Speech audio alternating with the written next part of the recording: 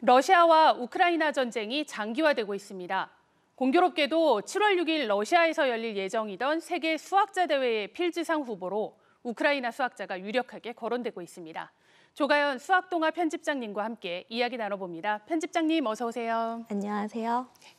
수학계 올림픽이라고 하죠. 세계 수학자 대회가 러시아에서 열릴 예정이었는데 러시아가 우크라이나를 침공하면서 전격 취소가 됐습니다. 다른 나라에서 온라인으로 개최하기로 했다고 하죠? 네, 러시아 개최는 취소되었지만 우크라이나 수학자가 필즈상의 영광을 안을지 귀추가 주목되고 있는데요. 그 주인공은 마리나 비아조프스카 스위스 로잔 연방공과대학교 교수입니다. 2015년까지 평범한 박사후 연구원이었던 비아조프스카 교수는 2016년 3월에 발표한 케플러 추측 관련 연구로 단숨에 수학계 샛별로 떠올랐습니다. 네, 케플러 추측 연구. 말이 조금 어려운데요. 저도 알 수 있게 설명을 좀 부탁드립니다. 네, 사과나 오렌지처럼 동그란 물체, 즉 굴을 최대한 많이 쌓는 것이 케플러 추측인데요. 네. 문제는 이해하기 쉽지만 푸는 건 보통 어려운 일이 아닙니다. 독일 수학자 요하네스 케플러가 3차원에선 굴을 피라미드 모양으로 쌓으면 된다고 추측한 지 무려 387년이 지난 1998년에야 엄청난 양의 컴퓨터 계산을 통해 문제를 풀었으니까요. 네. 2015년까지 4차원 이상의 문제에 관해선 해결된 게 전혀 없었습니다. 그런데 비아조프스카 교수가 수학과 대학원생이면 이해할 수 있는 내용만 써서 8차원 문제를 해결한 겁니다. 그리고 인터넷에 발표를 했는데요. 네.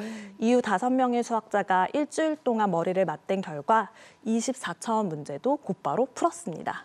네, 계속 어렵기는 하지만 3차원에서 4차원, 8차원, 24차원까지 순식간에 올라섰습니다. 그러면 케플러 추측 연구는 어디에 활용할 수 있는 걸까요? 케플러 추측 연구는 전화통화나 방송, 우주통신 신호에 발생하는 잡음을 효과적으로 제거하는 데 활용할 수 있습니다. 네. 우주통신에서는 24자리 이준수로 신호를 주고받기 때문에 각 신호를 24차원 구라 보면 되기 때문입니다.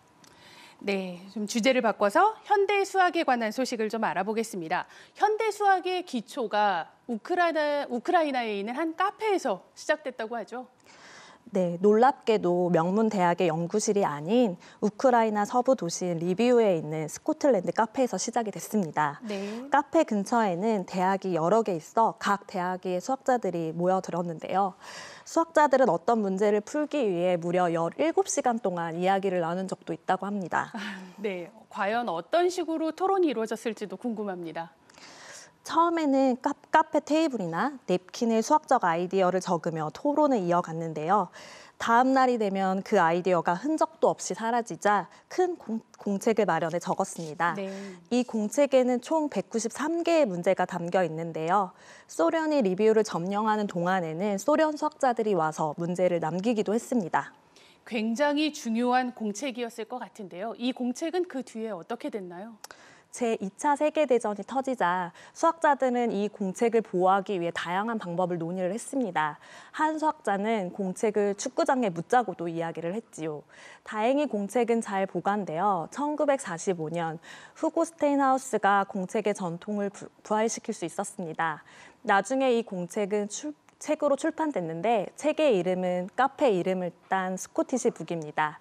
스코티시 북에 적힌 어떤 문제라도 풀면 작은 선물을 주고 어려운 문제를 풀면 고급 술을 선물해 줬는데요. 1972년에는 살아있는 거위를 선물로 주기도 했습니다. 네. 스코티시 북에 담긴 문제들은 현대 수학의 기초가 세워진 20세기 수학에서 빼놓을 수 없는 정리들로 발전을 해왔는데요. 이 책의 사본을 스코틀랜드 카페가 있던 자리인 아틀라스 디럭스 호텔에서 만나볼 수 있습니다. 네, 빨리 우크라이나와 러시아의 전쟁이 끝나서요. 우리가 그 호텔에 묵으면서 90년 전 치열했던 그 현장들을 경험할 수 있으면 좋겠습니다. 편집장님 오늘 말씀 잘 들었습니다. 네, 감사합니다.